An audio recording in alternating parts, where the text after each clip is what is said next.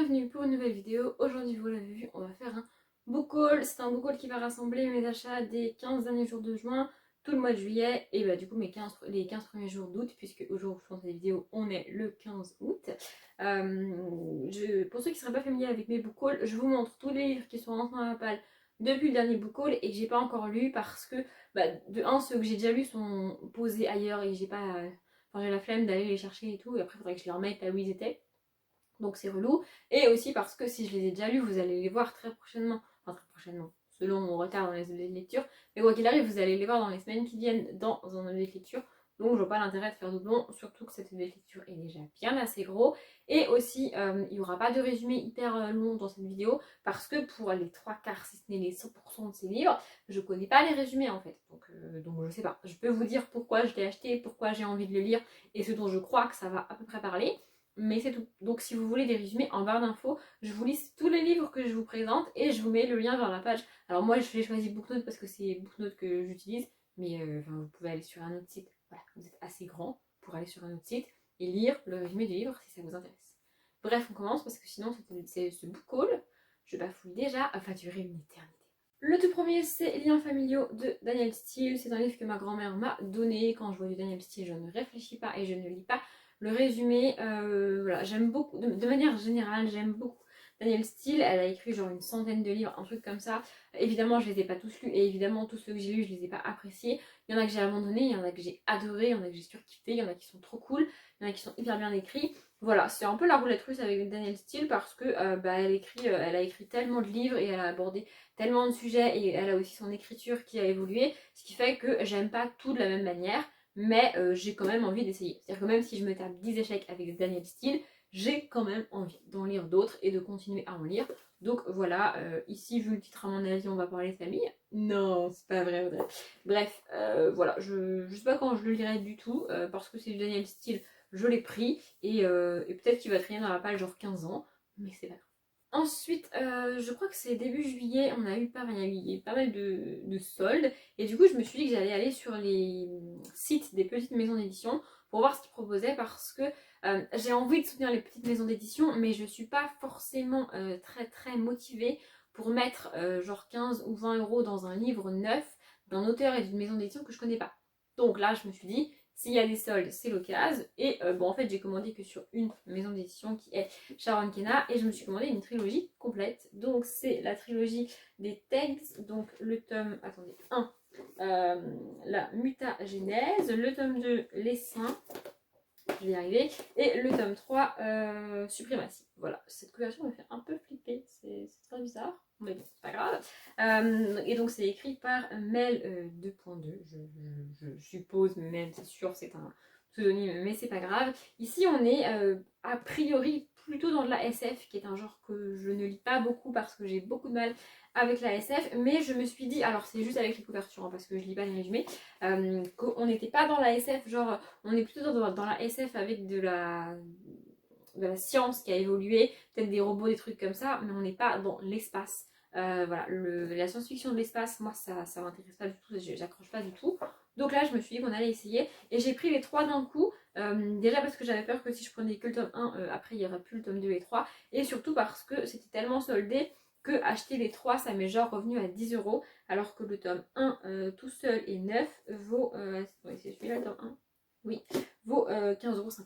Donc voilà, j'ai pas réfléchi. Je sais pas trop quand je les lirai, je suis même pas sûre que ça va me plaire au final.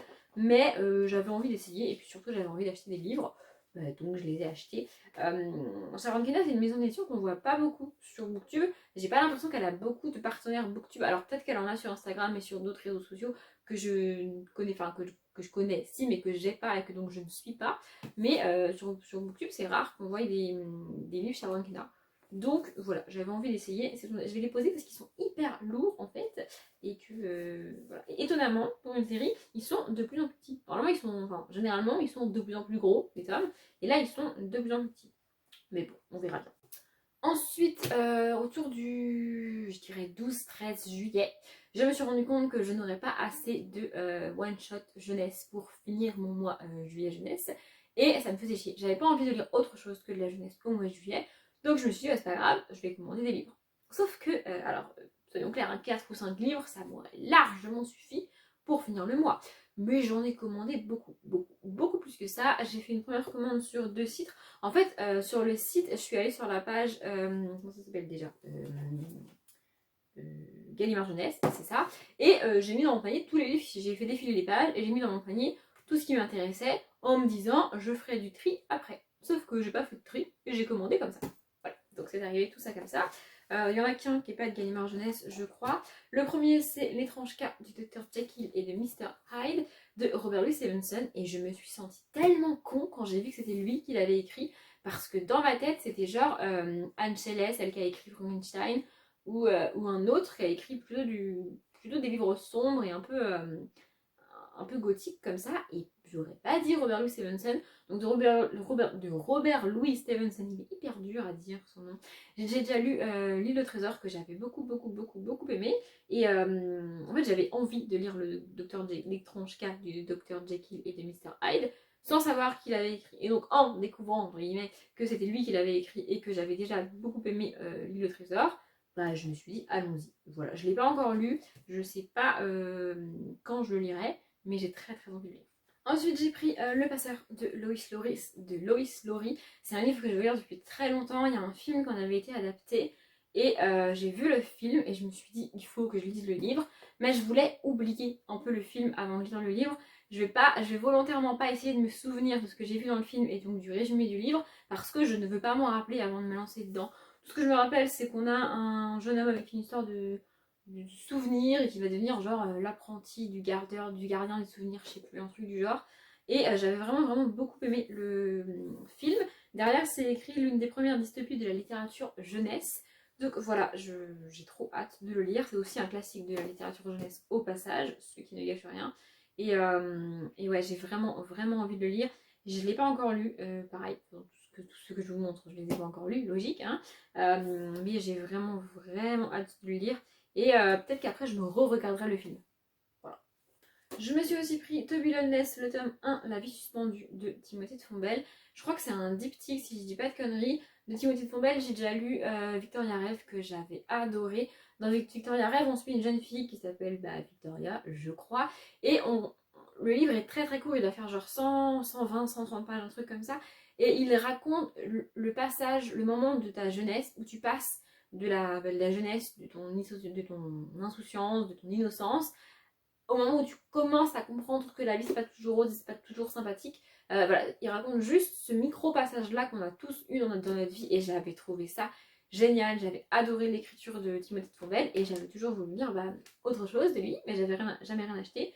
Donc j'ai pris celui-ci. Je crois que c'est un diptyque, hein, je l'ai dit, on verra bien si c'est pas un diptyque. Il a reçu genre grave des prix derrière, c'est écrit le prix Sorcière, le Grand Prix de l'Imaginaire, le prix Tam Tam Je Bouquine et le prix Saint-Exupéry.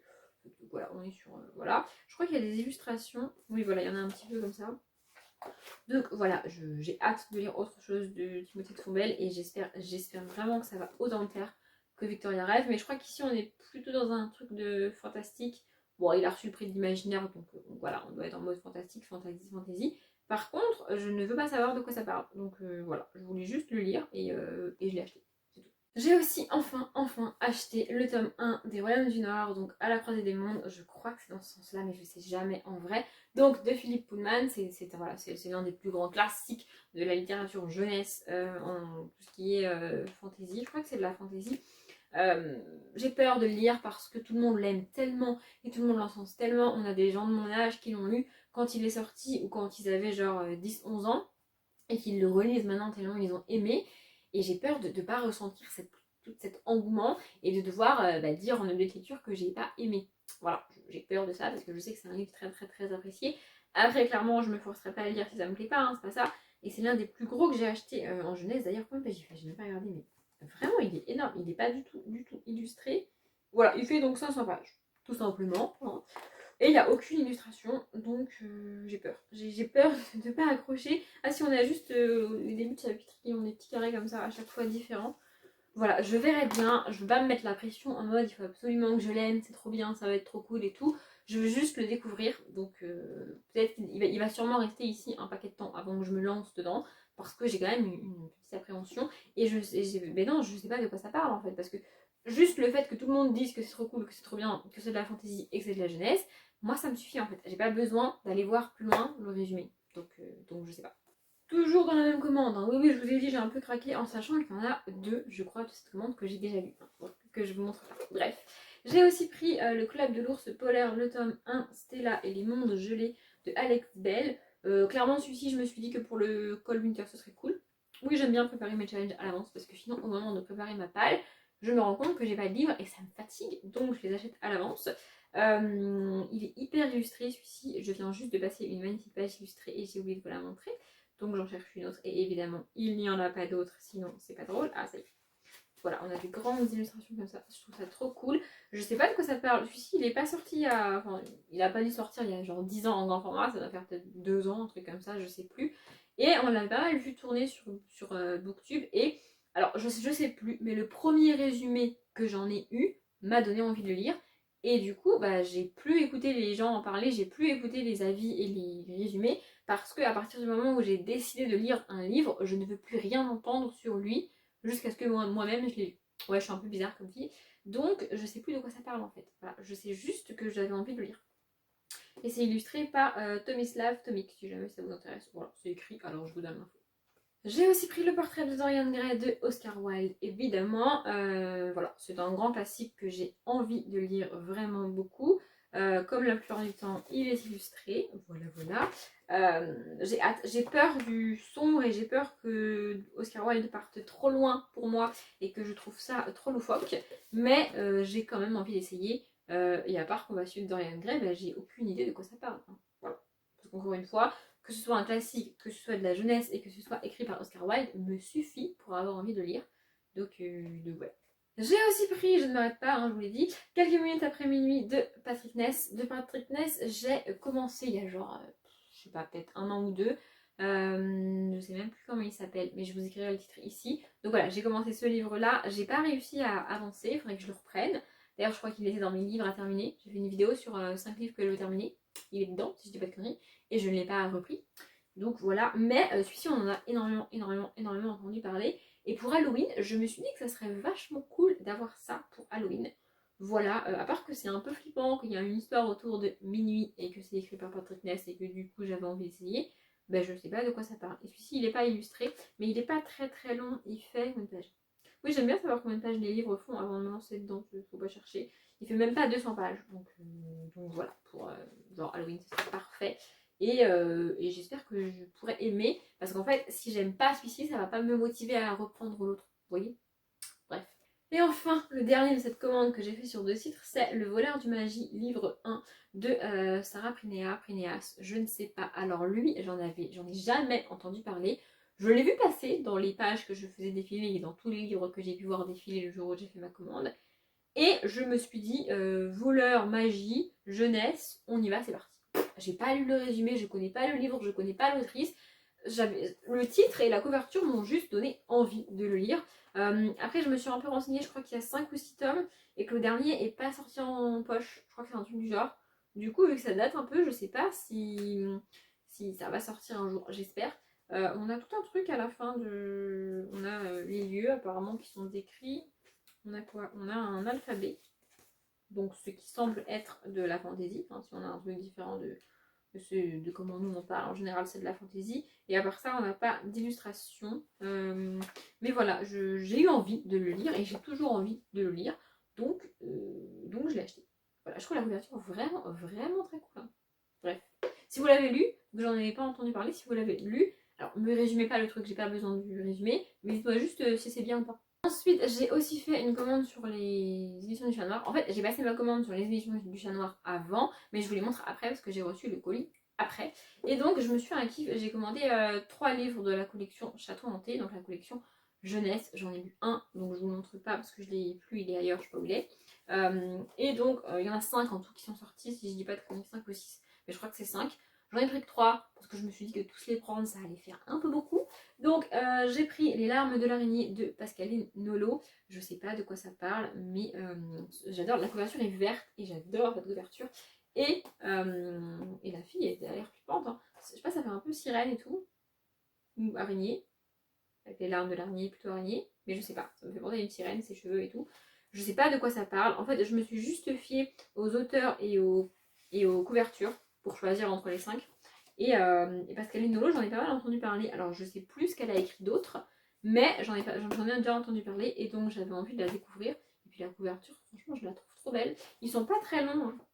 Je vous ai montré, ils sont illustrés. Et celui-ci fait 136 pages. Donc voilà. Et le deuxième que j'ai pris, c'est Papier Noir, Lueur d'espoir de Mina M. D'ailleurs, au passage, Mina M, c'est l'illustratrice, je crois, alors au moins de toute la collection de Château Hanté chez Le Chat Noir. Et je crois peut-être même de tous les livres en fait, parce que j'en ai d'autres après à vous montrer. Et j'ai vu que c'est aussi elle qui avait fait les illustrations. Donc voilà. Ici, du coup, j'avais envie de la découvrir parce que comme j'ai vu que c'est elle qui illustrait tous les livres, je me suis dit que un livre écrit et illustré par elle, ça pouvait être vachement cool. Où sont les illustrations? Là. Oui, du coup, c'est le même genre d'illustration puisque c'est le même illustrateur. Et je sais pas de quoi ça parle, mais Papier Noir, Lueur d'espoir, ça a l'air bien sombre et bien un peu creepy. Donc, pareil, pour Halloween, voilà. Je pense qu'ils vont se retrouver tous dans ma palle du pumpkin hein, parce qu'ils ont l'air très cool, que j'ai très envie de les lire et qu'à mon avis, ils vont coller au thème. Et les deux autres que je me suis commandés sur les éditions du Chat Noir, il y en a un qui est déjà tout abîmé, je suis dégoûtée, mais c'est pas grave. Donc c'est Holomorphose tome 1 Blasphème de Jean Vigne et Holomorphose tome 2 Armageddon. Armageddon, c'est ça. Pareil, il y avait des promos, je sais plus. Je crois qu'en fait le pack était moins cher ou au prix du tome 1. Enfin, je sais plus trop combien je les ai payés. Mais j'ai pris les deux parce que pareil, je me suis dit si j'aime le tome 1 et qu'après il n'y a plus de tome 2, je fais comment? Et en fait, ce qui me fait aussi surtout chier, c'est que si je prends pas le tome 2 en même temps, après j'aurais dû payer le tome 2 plein pot, alors que bah, là je l'ai eu moins cher. Bref, je sais pas de quoi ça parle. J'ai un peu regardé, apparemment on est dans de la fantaisie avec des trucs chelous qui se passent. Franchement, j'ai pas de résumé, j'ai juste eu envie de découvrir Jean Vigne. Voilà, donc j'ai commandé les deux. Et comme je vous le disais, c'est aussi illustré par Mina M. Ça, ce sont deux livres que j'ai pas mal, qu'on a pas mal vu tourner, enfin que j'ai pas mal vu tourner sur Booktube. Et d'après ce que j'en ai déduit et d'après mes souvenirs, ils sont plutôt appréciés. Et on est plutôt dans du sombre et dans du pas sanglant, mais un peu flippant. Voilà, donc c'est ce que j'attends de ces livres-là. Si c'est pas le cas, et bah je me ferai une raison. Hein. Ensuite, j'ai fait deux commandes sur Rakuten, anciennement Price Minister, je crois, je sais plus. J'ai pas mal commandé sur internet ces derniers temps parce qu'en fait, je vous raconte ma vie, voilà, j'ai envie. Je travaille dans une entreprise et pas très très loin de là où je travaille, il y a une bouquinerie d'occasion à laquelle je vais genre hyper souvent. Sauf que depuis fin juin, je crois, ou début juin, je sais plus, ils ont commencé des travaux pour prolonger le tram. Et bah du coup c'est le bordel et genre je dois mettre genre 10 minutes max de chez max entre le moment où je quitte le boulot, le moment où je me gare et je rentre dans la bouquinerie d'occasion en temps normal. Là on est plutôt sur l'ordre de la demi-heure, c'est un bordel, pas possible, il y a des voitures partout, enfin bref, donc c'est un calvaire d'y aller, donc je n'y vais plus en fait. Et donc comme je ne peux plus me rendre dans cette bouquinerie pour acheter des livres, bah je les commande sur internet. Voilà, c'est tout. Donc j'ai commandé Reborn, le tome 1, Disaster de Rachel Van Dicken. Voilà, j'avais envie, il est arrivé en pas super état, mais je l'aurais acheté en cet état-là d'occasion, donc je suis pas trop dégoûtée, ça va. C'est de la romance, j'avais l'impression que j'avais plus beaucoup de romance dans la palle. Bon, après vérification, j'en ai quand même pas mal, mais c'est pas grave, j'avais envie de voir ce que ça donnait. Et pour une fois, on a une couverture avec un mec, certes, mais il est pas genre torse nu en mode. Voilà. Je trouve que ça change et que c'est pas plus mal.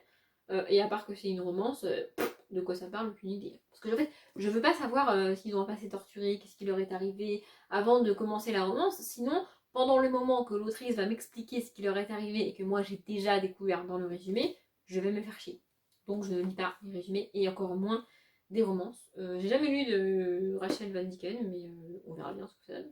Je me suis aussi pris 4 fers au feu de James Patterson et Maxime Paetro. Je connais pas du tout Maxime Paetro, mais c'est pas grave. Donc c'est le tome 4 du Women Murder Club parce que j'avais le tome 5, j'avais envie de thriller et j'avais pas le tome 4. Donc je l'ai commandé. Hein, voilà, je l'ai pas payé, franchement, si je l'ai payé 2 ou 3 euros, c'est le max. Je vais le lire dans pas très longtemps. Pour ceux qui ne connaîtraient pas, dans cette saga, on suit un groupe composé d'une flic, d'une journaliste, d'une procureure et d'une légiste qui vont donc plus ou moins se rencontrer au début du tome 1. Il y en a qui se connaissent déjà, il y en a qui se rencontrent au début du tome 1. Tome 1 c'est Premier à mourir.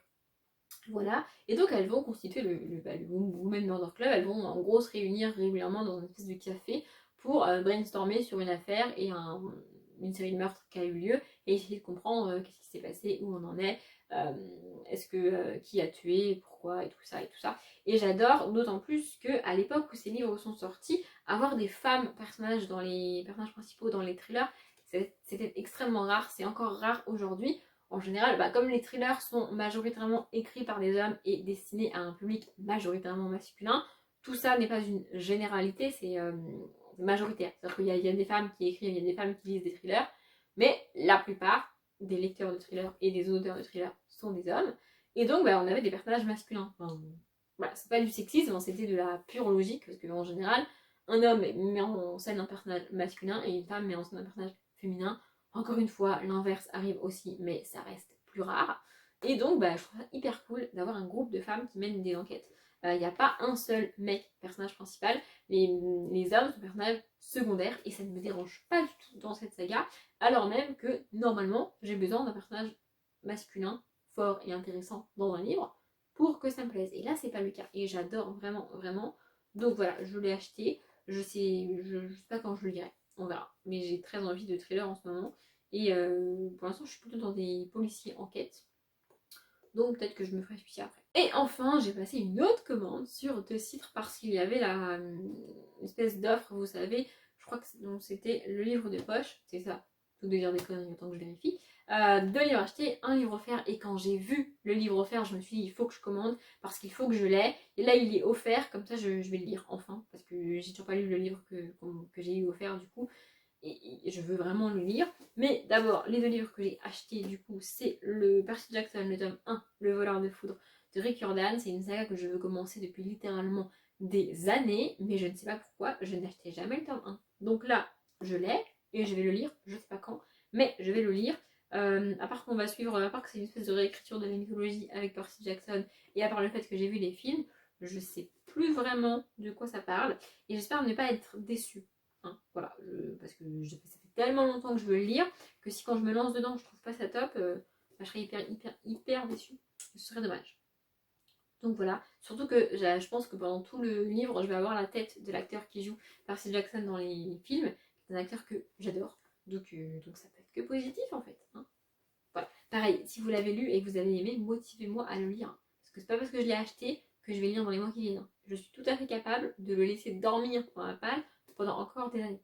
Et le deuxième que j'ai acheté, comme ça je me suis dit vas-y c'est bon, tu l'achètes, tu lis, on n'en parle plus, c'est Grégor, le tome 5, la prophétie du temps. Pourquoi je dis allez vas-y tu l'achètes, tu lis? Parce que c'est le dernier tome de la saga que j'adore, cette saga. Donc au moment où je vous parle, j'ai lu le tome 4, mais logiquement je n'en ai pas encore parlé. Voilà, j'adore cette série vraiment, vraiment, vraiment. Et je sais que je vais avoir du mal à la terminer parce que une fois que j'aurai lu ce tome 5 là, il n'y aura plus de Grégor, il n'y aura plus de livre de cette saga là et je serai très triste. Et en plus, j'ai vérifié, une fois que j'aurai terminé cette saga là, j'aurai plus rien à lire de Suzanne Collins. Parce que les seuls autres livres qu'elle a écrits, c'est je crois des albums et des trucs vraiment très très jeunesse que je lirai pas. Et donc j'aurais tout lu d'elle et je suis encore plus triste. Mais bon, c'est pas grave, faut quand même que je me lance dedans et que je le lise. Pour ceux qui ne sauraient pas, j'ai pas résumé, mais ici je peux faire un résumé. Dans le tome 1, on y rencontre Grégor, merci Audrey, qui va découvrir grâce à petite sœur Moufle qui a genre, je sais pas, je dirais 3-4 ans, un truc comme ça, que de par la buanderie qui est située dans le sous-sol de leur immeuble, ils ont accès à un monde souterrain où vivent des animaux et des personnes assez étranges et assez différentes de nous. Et du coup, il va être catapulté là-bas et découvrir qu'il a un rôle à y jouer. Et dans chaque tome, on a une prophétie que Grégor est chargé de réaliser, un peu à sa manière et un peu... Enfin, les professions n'ont pas été forcément bien interprétées à la base, donc on suit ça. J'adore Grégor, j'adore les personnages, j'adore l'univers et surtout, j'adore l'écriture de Suzanne Collins. Et puis je trouve cette couverture magnifique. Genre le violet comme ça, il est trop beau. Bref, je vais le lire, je sais pas quand, mais d'ici décembre, c'est sûr, je l'aurai lu, parce que sinon il va dormir dans ma palle pendant des années et je ne veux pas que ça arrive. Donc voilà, mon challenge c'est de le lire au plus tard, au mois de décembre. Et donc le livre qui était offert et pour lequel j'ai fait cette commande, c'est Love Simon. Donc je crois que le grand format s'appelait Moi Simon Homo Sapiens, un truc comme ça, je sais plus trop. Mais là, je crois qu'ils ont repris pour le poche. Ils ont repris le titre VO, je crois que c'est ça. Et donc c'est de Becky Albertalli. C'est bizarre parce que j'avais pas du tout, enfin je me rappelais pas du tout que c'est elle qui l'avait écrit. Et j'entends pas mal parler de Becky Albertalli. Alors plutôt sur des chaînes qui lisent en VO parce qu'elle n'a pas été beaucoup traduite de mémoire en français. Et j'ai vraiment hâte de le lire. Mais j'ai peur. Pourquoi j'ai hâte et pourquoi j'ai peur? Pour la même raison, parce qu'on va y suivre donc Simon qui tombe amoureux d'un garçon. Et donc on va y parler d'homosexualité. Et j'ai envie de lire sur l'homosexualité parce que c'est un sujet que je ne maîtrise pas et que je ne connais pas tant que ça au final. Et en même temps, j'ai peur. Parce que j'ai peur que ne pas aimer un livre qui met en scène des personnages homosexuels fasse de moi une homophobe. Alors je sais, c'est pas forcément très cohérent. Je me suis même auto-dit à moi-même, c'est débile parce qu'il y a des gens hétéros qui n'aiment pas les romances hétéros. Et ça fait pas pourtant d'eux des anti-hétéros puisqu'ils le sont eux-mêmes. Peut-être même qu'il y a des homosexuels qui ne supportent pas la littérature LGBTQ+, parce que ça leur plaît pas, et ça fait pas pour autant d'eux des homophobes, vu qu'ils sont eux-mêmes homosexuels. Enfin, voilà, tout ça est très compliqué dans ma tête et ça me perturbe de ouf, mais quand j'ai vu que c'était celui-ci qui était offert, je me suis dit, je dois commenter pour l'avoir, pour pouvoir le lire. Alors potentiellement, celui-ci va aussi dormir dans la palle pendant des années, mais au moins, je l'ai. Voilà. Et ça a été adapté en film, et donc là, c'est les acteurs du film. Je pense que c'est l'affiche du film qu'ils ont repris. Et que j'arrive ou que je n'arrive pas à lire ce livre, parce que je sais qu'il existe une probabilité pour que je l'abandonne, malheureusement, je regarderai le film. Mais après avoir lu ou essayé de lire le livre. Et les deux derniers que j'ai commandés ce jour-là ne sont pas du livre de poche, parce qu'en fait, pareil que pour ma commande Gallimard Jeunesse sur 2 titres, j'ai fait défiler les pages de la sélection du livre de poche, et dans cette sélection, il y avait ces 2 livres-là, et en cliquant sur le livre, je me suis rendu compte que pour les deux, le grand format était moins cher que le poche. Donc je les ai pris en grand format. J'ai pris Sherlock Holmes, donc une étude en rouge de Arthur Conan Doyle. J'ai enfin pris la peine d'aller regarder quel était le livre de Sherlock Holmes qui avait été écrit en premier, parce que je veux les lire dans l'ordre dans lequel ils ont été publiés. Et donc c'est celui-ci, le premier. Hein, voilà. Donc en plus ici c'est un librio à 2€. Bon, il est pas très long, hein, il fait 126 pages, mais les pages sont quand même hyper remplies. Hein, genre on va du début à la fin, il n'y a pas de marge, il n'y a rien. Mais j'ai vraiment envie de découvrir Sherlock Holmes. Et voilà, donc là je suis un petit peu déjoulée dans une phase policier enquête thriller, donc je pense qu'une fois que j'ai fini ce que je suis en train de lire, je lis celui-ci, c'est sûr même, parce que je veux le lire. Voilà. Et j'espère aussi ne pas me retrouver avec une écriture un peu compliquée, parce que c'est quand même du Conan Doyle, hein, donc on n'est pas sur un truc easy à lire, je pense, mais j'ai espoir d'aimer. Et le dernier, toujours dans le même genre, c'est Arsène Lupin, donc le tome 1. Pareil, j'ai enfin fait l'effort d'aller regarder lequel avait été écrit en premier. John Clement Cambrioleur de Maurice Leblanc. Donc clairement, je pense que c'est ma lecture de Sherlock Lupin et moi, de Irène Adler, qui m'a motivée à me renseigner là-dessus et à lire les vrais livres qui ont inspiré ceux-là et bien d'autres livres, bien d'autres films, séries et tout sur Sherlock Holmes, Arsène Lupin et tout. Pareil, voilà, franchement celui-ci il est écrit tout petit quoi, mais genre vraiment, j'ai peur, pareil, j'ai peur de l'écriture, j'ai peur de pas aimer, et en fait j'ai peur de pas aimer parce que ça me ferait chier de pas aimer. J'ai envie d'aimer ces livres, j'ai envie de m'éclater à tous les lire pour les Sherlock et pour les Lupin, et ça me ferait chier de pas y arriver. Mais bon, si j'essaye pas, je ne saurai jamais, donc je vais essayer. Donc en gros, je pense que je finis celui que je suis en train de lire, je lis celui-ci, et j'enchaîne avec celui-là. Clairement, j'ai trop envie de les lire. Et j'espère les lire. Et j'espère aimer. Bref, je pense que cette vidéo est bien assez longue. Comme d'hab, j'ai essayé de faire le plus court possible tout en évitant de parler vite. Ce qui est un petit peu compliqué à combiner, mais j'espère que j'ai réussi. S'il y a un de ces livres que j'ai présenté que vous avez vraiment aimé, que vous avez vraiment envie de me conseiller, n'hésitez pas, motivez-moi à les lire, parce que c'est pas parce que j'ai été achetés qu'ils vont pas dormir dans la paille pendant des années parfois. Hein. Donc allez-y, faites-vous plaisir. J'espère que ça vous a plu. Comme d'habitude, je vous souhaite une bonne journée, un bon après-midi, un bon appétit ou une bonne nuit. Et je vous dis à bientôt.